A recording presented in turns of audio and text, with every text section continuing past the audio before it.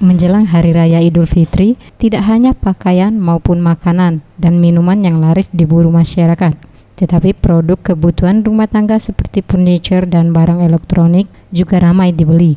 Salah satu pusat penjualan perlengkapan furniture dan elektronik, Columbus, yang memanfaatkan momen bulan Ramadan dengan menawarkan produk khusus Lebaran.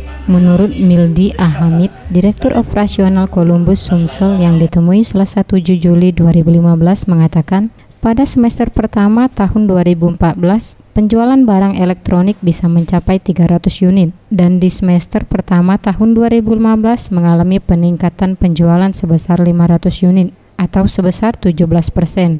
Peningkatan tersebut ditopang oleh penjualan TV LED.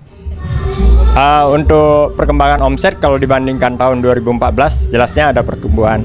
Di semester pertama ini kita ada pertumbuhan 17%. Ya, ini juga berkat dari program-program yang kita luncurkan. Salah satu penghargaan kepada konsumen, baik berupa konsumen yang loyalitas maupun konsumen yang baru maupun berupa program-program unggulan kami.